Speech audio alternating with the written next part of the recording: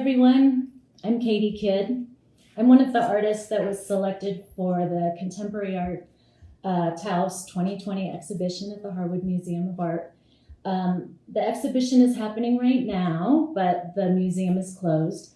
But there is a video walkthrough of the exhibition from the opening night on the harwoodmuseum.org website.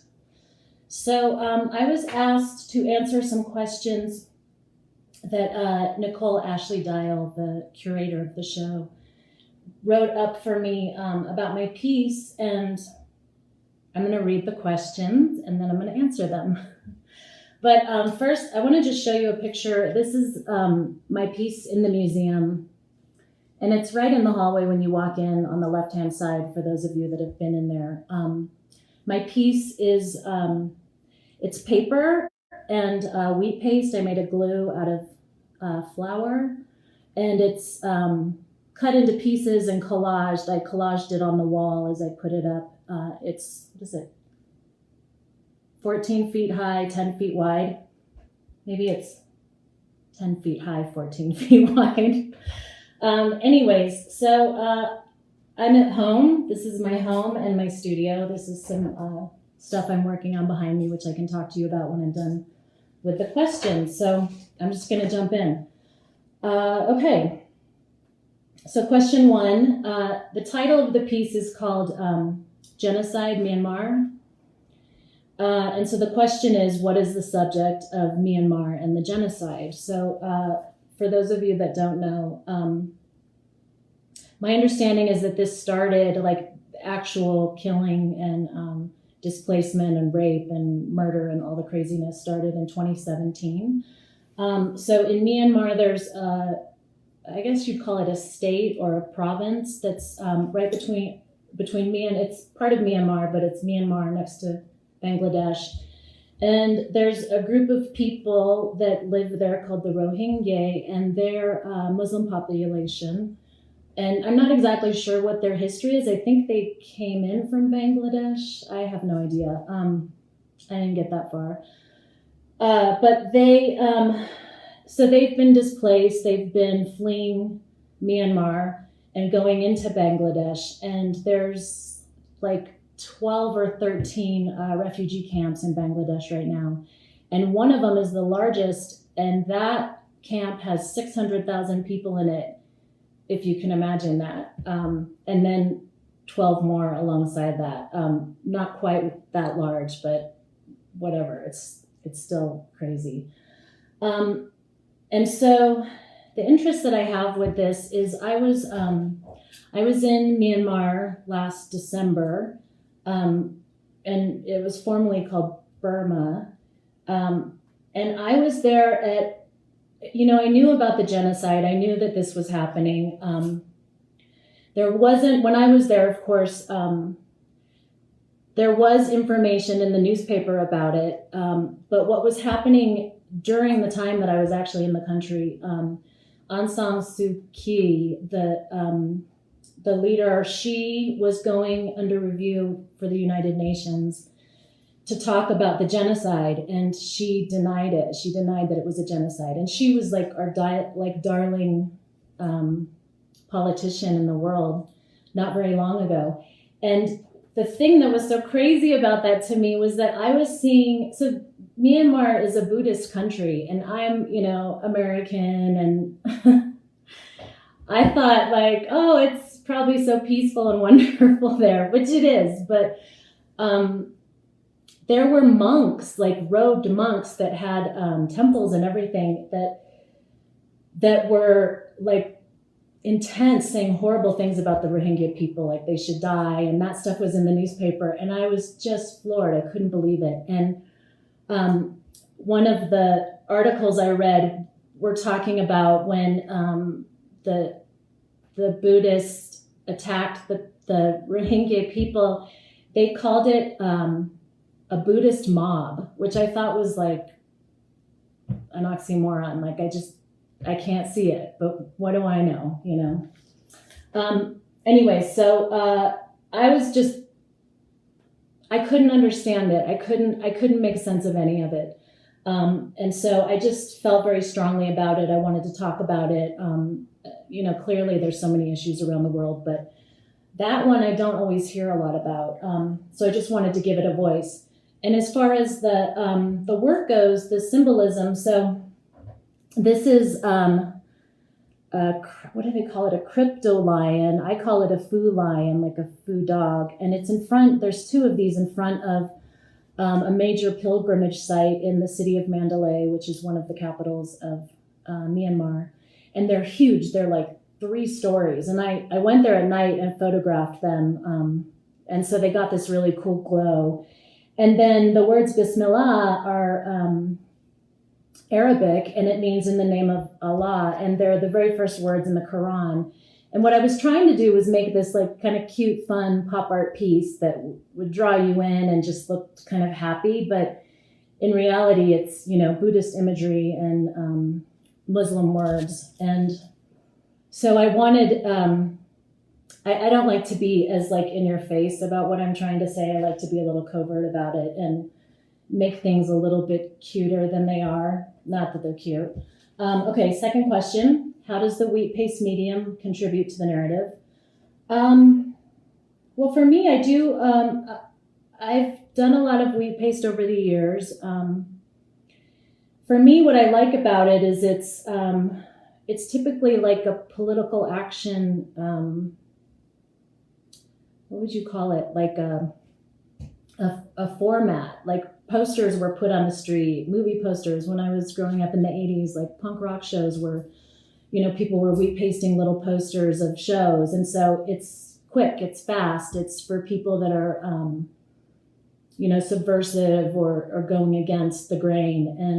And what I love about this piece and how it's hanging in the museum is that, the museum has these beautiful vigas and the posts and the hardwood floors, and it doesn't have the giant walls of like a contemporary art museum necessarily, but I was very struck with the medium against the wall as I was working on it and trying to be careful not to get stuff on the wood. It's just raw, it's DIY culture.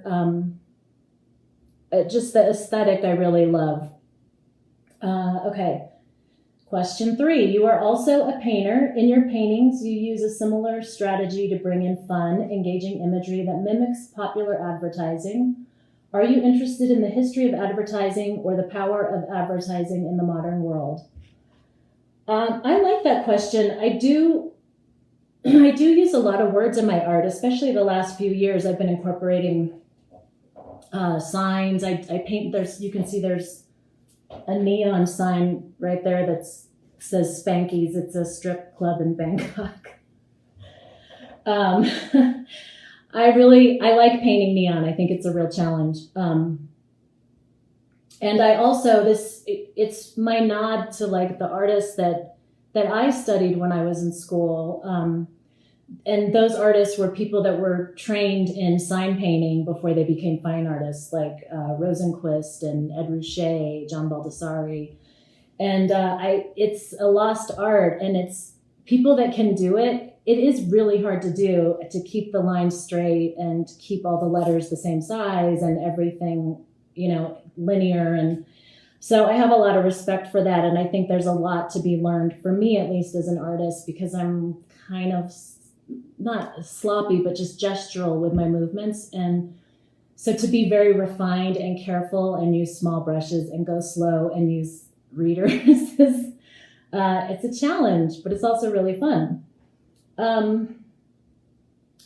This work, question number 4, this work was one of the ones I was most excited about because of the juxtaposition of wheat paste graffiti art in the museum space. For me, the wheat paste that physically reveals the texture and shape of the adobe walls in many ways becomes a direct commentary on what is and isn't allowed in the traditional museum. What mediums, what messages, etc. I think that includes calls for social justice, especially as it pertains to cultural groups that have not always been welcomed in the museum. Does that intentionality resonate with you? It does. It's interesting because street art and graffiti is so collectible right now. many artists that are really well known do really well in the secondary market. It's a huge, I don't know, collector's playground, if you like that sort of thing. And it's interesting because, it seems like some museums have a hard time integrating it into what they would consider contemporary art today. Or they'll do like just a street art show. So I'm sure it's happened. I just don't know about it. But I have been to several museums. There's a street art museum in Amsterdam that I was at last year that was interesting. But it was just street art. And I've, been to shows that were just street art shows. And maybe it's just still too young. Maybe it just needs more time and history to pass it by and the next generation of innovation or whatever for it to become more like museum work. But it is also street art. So it's art that comes from the sidewalks and from buildings and billboards and trains and, whatever. So it's interesting, how do you take something from the street and then elevate it to fine art in a museum? I'm not sure. That's a good question for you, Nicole. Question 5. This exhibition was limited to artists from Taos or with deep roots in Taos. Can you tell us about your personal connection to Taos? My parents met in Denver in the early 60s. They got married. I can't remember. Early 60s. They weren't hippies. They were like pre-hippies. And they used to come down to New Mexico all the time. They loved Taos. They had a friend that lived here. His name was J.B. French. He had a restaurant here. I guess it was in the 60s, maybe even into the 70s. I'm not sure. And when my brother and I were children, we grew up in Denver. My parents almost bought the Taos Inn, which would have been very interesting to grow up in that environment. They didn't. I'm not sure why. They probably didn't think they had the money, couldn't afford it or something. And then I came to Taos when I was 18 or 19, and I tried to move here, and it didn't work out. And then I came again when I was like 22 or 23, and it didn't work out. Taos, it never really embraced me, but I have this proximity to it. My son's father was living in Taos for 10 years or so. And so I would drive up there every weekend, drive through the canyon, look at the trees changing. It was beautiful, spend time with people there in the community. I know a lot of people there, I have a lot of friends there. It's kind of the road that I never took, but it is very dear to me. It's a beautiful town. Okay, what is the project you're working on right now that excites you? Okay. So this piece right here is another piece from, actually this is Thailand. This is a piece from Thailand. It's an oil painting. I'm working on several oil paintings right now. Most of them have gone out the door, so I don't really have any to show you other than that. And then these pieces back here, I just got from the printer, and they're I'm experimenting with this, what would you call it? It's like I'm collaging images together, Photoshop. I mean, I didn't, I grew up in the 80s, so I'm not super savvy with that kind of cut and paste, but I'm taking different elements.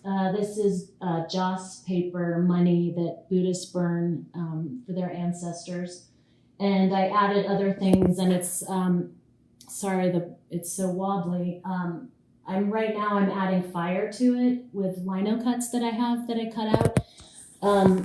And the never enough is my commentary on the rich-poor gap, greed, just what we deal with in this society. And I guess that's all I got. Thank you for joining me. You can check out my website, katykidd.org, all lowercase. Check out the Harwood Museum website, harwoodmuseum.org, all lowercase. And we look forward to the next artists that are coming in. Thank you.